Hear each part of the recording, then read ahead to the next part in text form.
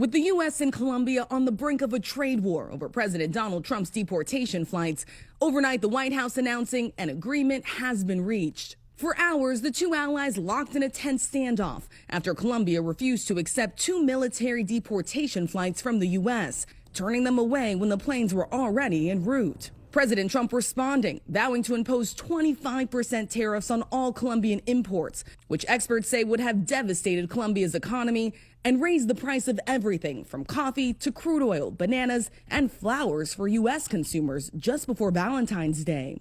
The United States is Colombia's largest trading partner. Colombian President Gustavo Petro fired back with tariffs of his own, insisting he would only accept migrants deported in civilian aircrafts who were treated with dignity and respect. The Colombian president referencing this deportation flight to Brazil.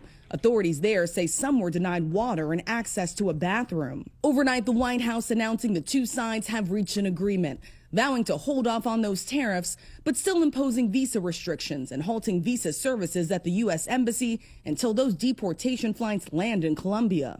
In a statement, the White House press secretary warning President Trump expects all other nations of the world to fully cooperate in accepting the deportation of their citizens illegally present in the United States. We don't allow people to enter our country and to dump their prisons into the United States of America anymore. For the first time in U.S. history, military aircrafts have been used to deport undocumented migrants. Our Martha Raddatz sitting down with Trump's border czar, Tom Homan. What about those countries that won't take them back? Oh, they'll take them back.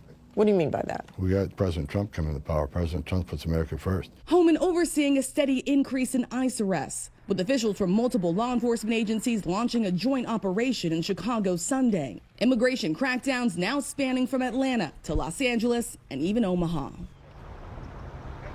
So this morning in a statement, the Colombian government says that it has overcome an impasse with the United States, saying that they plan to send representatives to Washington, D.C. to meet with the Trump administration. But the White House press secretary says if Colombia violates any terms of this agreement, those tariffs are back on, George. And Rachel, the president, in the words of his people, is flooding the zone with actions, including a move over the weekend to fire the independent inspector generals across the government. Even some of his allies are suggesting he didn't do it in a way that was legal.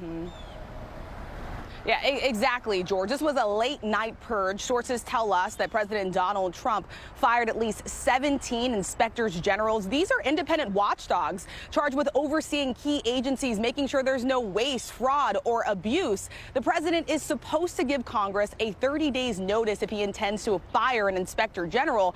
That did not happen. So this is even rubbing Republicans the wrong way. The president was asked directly about this. He said those were not his people and that he plans to replace them, George. And the president doubling down on the pardon of those convicted for the riots on January 6, 2020. Yeah, and this was notable, George, because over the weekend, the president had a rally in Las Vegas. And one of the people that was seated in the VIP section was Stuart Rhodes. He's the founder of the Oath Keepers. He was convicted of seditious conspiracy, sentenced to 18 years in prison. That was until the president commuted his sentence. He was seated right behind the president as he was speaking. And he didn't just attend that rally in Las Vegas. I will tell you, just days ago, we saw him on Capitol Hill right after his sentence was commuted. I asked him directly that if he had any regrets about his actions on January 6th. He told me no, George. Rachel Scott, thanks very much, Rob.